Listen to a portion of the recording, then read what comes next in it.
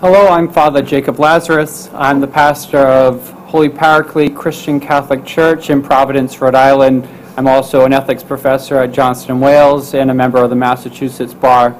I'm here to testify on behalf of marriage equality. From a Catholic perspective, the civil definition of marriage really has no effect on the way that we see the sacrament of marriage. We have a completely different church structure which determines our own theology, and civil marriage has nothing to do with it whatsoever. So I want to make that very clear because we've heard a lot of how this will change everything, but from our perspective it will change nothing from our church.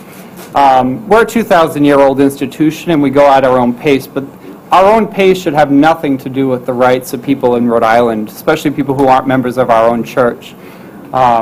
On a pastoral note, though, this is something that concerns me, and it's something I'm very worried about. As a priest, I'm with people at their best times and I'm at their worst times. And when we've completely failed them, sometimes I'm only there to pick up the pieces after they've committed suicide or after they've died alone and in despair.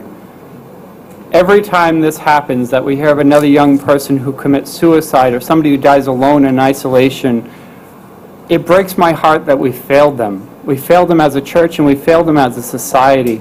Just this year, I've already known of dozens of young people, just in Rhode Island, who've committed suicide, and we don't hear about it because the families are part of the reason why the suicide happened, and they don't want it to be public knowledge. Only the friends know the reason why, and out of respect for the family, they don't say anything. So it's a huge epidemic problem, and it's something that I'm worried about quite a bit.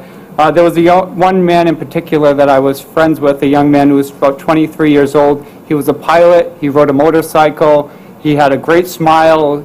Everybody, he lit up the room every time he walked in.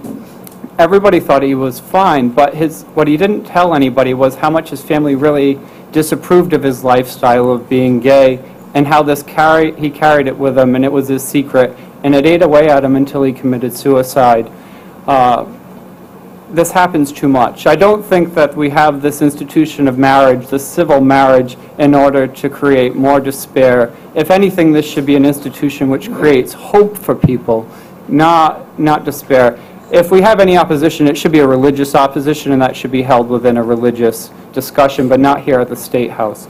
So, I'm also submitting a statement on behalf of 11 of the independent Catholic clergy in the state of Rhode Island, which also support this bill.